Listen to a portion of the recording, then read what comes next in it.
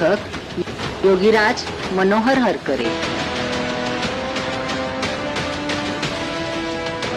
नमस्कार, वैदिक विश्व या यूट्यूब चॅनलवर आपले सहर्ष स्वागत आहे। महाभारत योग रहस्य भाग 9। अधि म्हणजे स्वाधीन आणि रथ म्हणजे जीवनाचा रथ। ज्याला आपल्या जीवनात ज्ञान प्राप्ती करण्याकरिता सूत म्हणजे साधना करून पुढे जावयाचे आहे, अशा साधकातील वृत्तिस्थैर्याला व्यास सूत अधिरथ असे म्हणतात। या अधिरथाला ज्ञानगंगेतून वाहणारा कर्ण मिळाला आणि अधिरथाने अपूर्ण ज्ञानात आनंद मानणाऱ्या राधेला त्या कर्णाचा पुत्र म्हणून सांभाळ करण्यास सांगितले। म्हणूनच व्यासांनी कर्णाला सुतपुत्र व राधेचा पुत्र राधेय अशी निरनिराळी नावे दिली आहेत। श्रवणालाच ज्ञान मानण्याची बुद्धी हीन असल्यामुळे कर्णाला हीन जातीचा सुतपुत्र मानण्यात आले। परंतु कर्ण शरवेद करण्यात आणि बुद्धीच्या पल्ल्यात श्रेष्ठ होता, म्हणून त्याचा परिचय झाल्यावर दुर्योधनाने मत्स्य देशाचा राजा बनवून त्याला आपल्यासह ठेवले।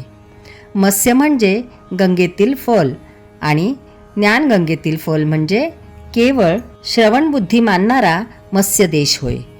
कर्ण अशा तऱ्हेने मत्स्य देशाचा अधिपती झाला, परंतु तो वाईट वृत्तीच्या दुर्योधनाचा मित्र असल्याने त्याची देशरूप स्थिर भावनासुद्धा वाईटच होती। तेव्हापासून पांडवांचा ज्येष्ठ भ्राता राहूनही कर्ण पक्षपाती राहिला। अपूर्ण वाईट वृत्ती ही वाईटाच्याच संगतीत राहणार। कर्ण दुर्योधनाचे असे अतूट सख्य शेवटपर्यंत अबाधित राहिले। अशा तऱ्हेने कर्णाला राज्य देऊन राजा करून त्याला दुर्योधनाने आपल्या मानल्या गेलेल्या क्षत्रिय जातीत आणण्याचा आटोकाट प्रयत्न केला, परंतु ज्ञाते कर्णाला सुतपुत्र म्हणजेच नीच जातीचा, नीच वृत्तीचा मानत असत, असे संपूर्ण महाभारतात व्यासांनी कथेद्वारे दाखविले आहे। द्रौपदी स्वयंवराच्या वेळी कर्णसुद्धा गेला होता, परंतु द्रौपदीने तो शूद्र सूतपुत्र असे सांगून त्याच्याबरोबर विवाह करण्याचे नाकारले। द्रुतगतीने आत्मज्ञान प्राप्त करू शकणारी द्रौपदी वृत्ती स्वतःला केवळ शाब्दिक पांडित्याद्वारा आत्मज्ञान प्राप्त होऊ शकते असे मानणाऱ्या कर्णवृत्तीला आपला पती म्हणून कसा स्वीकारेल? नंतर आलेल्या अर्जुनाने एकच ब्रह्म भेदणाऱ्या बाणाने मत्स्याचा डोळा फोडून द्रौपदीला पणात जिंकले। तेव्हापासून कर्णास अर्जुनाविषयी अधिकच द्वेष वाटू लागला होता। म्हणूनच कर्णाने दुःशासनाद्वारे केलेले द्रौपदीचे वस्त्रहरण बिनदिक्कतपणे पाहिले। पांडवांना वनवास करविला। 1 वर्षाच्या अज्ञातवासामध्ये दुर्योधनाबरोबर त्याने विराट राजाच्या विराट नगरीवर हल्ला करून विराट राजाच्या गायी पळविण्याचाही प्रयत्न केला। या उत्तर गोग्रहणात कर्णाने एका देवगाईला इतके मारले की गाय अर्धी जमिनीत गाडली गेली। त्या देवगाईने कर्णाला शाप दिला की तू सुद्धा असाच मरशील, आणि तसेच झाले। कर्ण त्यावेळी कौरव सेनेचा सेनापती होता। त्याचा तो दुसरा दिवस होता। कर्ण 2च दिवस सेनापती होता। आपल्या ज्ञानाची माहिती आधी कानानेच होते व कानसुद्धा 2च असतात। कर्णाने विश्वासाने दुर्योधनाला सांगितले की तो सर्व पांडवांना नष्ट करेल। इतक्यात अर्जुनाशी युद्ध करता करता कर्णाच्या रथाचे एक चाक अर्धे जमिनीत खचले। शरीररूपी रथाची 2 चाके असतात, एक मन व दुसरे विवेक बुद्धी। कर्णाचे विवेक बुद्धिरूप चाक जमिनीत खचले। त्या चाकाला बाहेर काढण्याच्या हेतूने कर्ण रथावरून खाली उतरला आणि चाक बाहेर काढू लागला। त्यावेळी भगवान श्रीकृष्ण अर्जुनाला म्हणाले की आता कर्ण तर्कवितर्करूप शस्त्र अस्त्रविहीन आहे आणि कर्णाला मारण्याची योग्य संधी हीच आहे। कर्ण त्यावेळी कथित धर्माची आठवण देऊन सांगतो की निशस्त्र शत्रूवर हल्ला करणे हा अधर्म आहे। श्रीकृष्ण त्यावेळी म्हणतो की त्या अधर्मी कर्णाला अधर्मानेच मारणे हाच खरा धर्म आहे. अर्जुनाने आपल्या ब्रह्मरूप बाणाने कर्णवृत्तीचा अंत केला. गोग्रहण कथेत गौ म्हणजे इंद्रिये असे मानल्यास कथेचा अर्थ स्पष्ट होईल. अशा तऱ्हेने कर्णवृत्तीने आपल्या देवतुल्य इंद्रियरूप गायीचे ताडन केले, ज्यामुळे वृत्तीरूप युद्धात तो अर्जुनाकरवी मारला गेला. उत्तर गोग्रहण. पांडव कौरवांकडून द्यूतामध्ये हरतात. अटीनुसार आता पांडवांना 12 वर्षे वनवास व 1 वर्ष अज्ञातवास भोगावा लागणार असतो.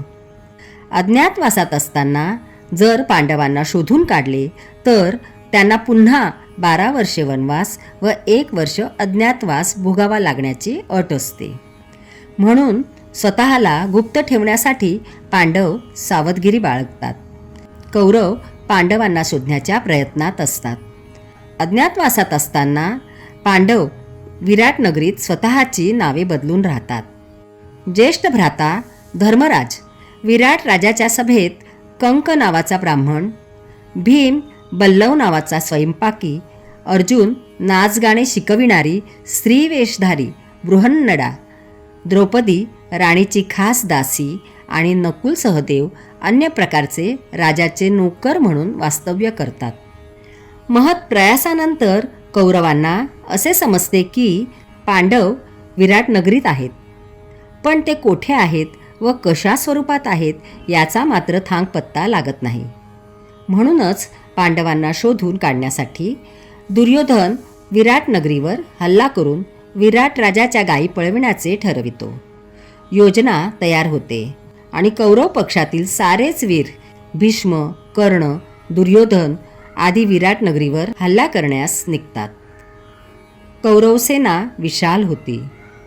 तिचे 2 भाग केले जातात आणि असे ठरविले जाते की सेनेचा एक भाग विराट नगरीच्या दक्षिण द्वारावर हल्ला करेल, दुसरा विभाग उत्तर द्वारावर हल्ला करेल, ज्याचे नेतृत्व स्वतः दुर्योधन करेल. दक्षिण द्वारावर हल्ला करून राजांचा पराभव करणे सोपे जाईल. दक्षिण द्वारावर हल्ला होताच राजा विराट, त्याची बरीचशी सेना, बल्लव, भीम, नकुल सहदेव आणि कंक, धर्मराज आदी हल्ला रोखण्यासाठी पुढे येतात. आता उत्तर द्वारावर दुर्योधन हल्ला करतो. उत्तर द्वारावरील हल्ला थोपवण्यासाठी कोणीही विराट नगरीतील वीर बाकी न राहिल्यामुळे बृहन्नडारूप अर्जुनाने उत्तरेकडील द्वारावरील हल्ला थोपवण्याचा विचार केला. बृहन्नडेचे रूप घेऊनच अर्जुन युद्ध करण्यास जातो. त्याआधी अर्जुन विराट नगरीबाहेरील शमीवृक्षावर एका शवाखाली झाकून ठेवलेली अस्त्रशस्त्रे काढतो. त्या अस्त्रशस्त्रांकडे कोणाचे लक्ष जाऊ नये यासाठी ती शवाला बांधून ठेवलेली असतात. त्याला सुद्धा 1 वर्ष लोटले असते. ही शस्त्रास्त्रे काढण्याचे काम करून घेण्यासाठी बृहन्नडा विराट राजाचा पुत्र उत्तर याला आपल्याबरोबर आपला सारथी म्हणून निवडते. उत्तर यास मोठे आश्चर्य वाटते की बृहन्नडा जी त्याला गाणे बजावणे शिकवित असे ती आज अचानक वीरासारखे वर्तन कशी करीत आहे. त्यावेळी अर्जुन त्याला आपले खरे रूप दाखवितो आणि त्याला बजावतो की या बाबतीत कोणाजवळही काही बोलू नको. भारतातील प्राचीन योग साधनेच्या प्रसारासाठी या चॅनलची निर्मिती करण्यात आलेली आहे. माहिती आवडल्यास चॅनल सबस्क्राईब करा, इतरांना शेअर करा. पुन्हा भेटूया पुढील भागात. धन्यवाद.